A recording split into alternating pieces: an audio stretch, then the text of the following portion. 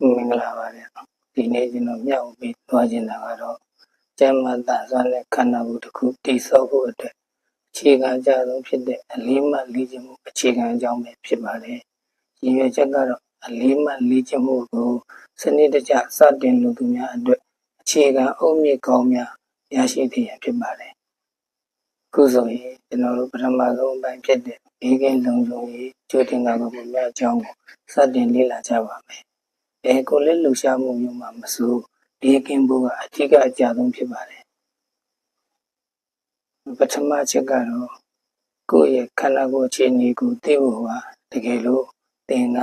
နာကျင်တာမိတ်မသာဖြစ်တာဒါမှမဟုတ်မိုးဝေဖျားနာနေတာမျိုးရှိရင်လေ့ကျင့်ခန်းကိုစွန့်မလို့ပဲခဏနားပေးရပါမယ်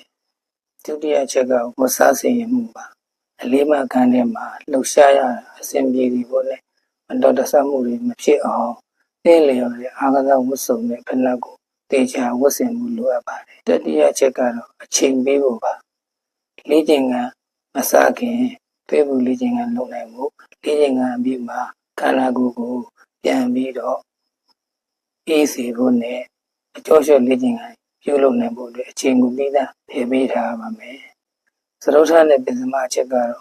၄ချိန်ပါပထမဆုံးအချိန်မှာအနေဆုံးကနေစတင်ပြီးတော့မှာဖို့လိုပါတယ်ကိုယ်ခန္ဓာကိုယ်ကလက်ခံနိုင်တဲ့အထိပဲဖြည်းဖြည်းချင်းတိုးသွားပါ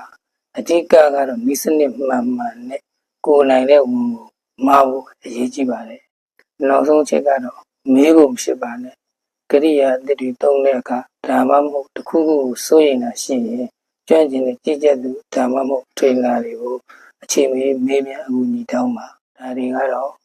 အလေးမှတ်လေ့ကျင့်ခန်းစတင်ပြုလုပ်တော့မယ်ဆိုရင်ပြုလုပ်တော့မယ်သူတွေတတိထားတဲ့အချက်များဖြစ်ပါတယ်အဆင်ပြေကြပါစေဗျ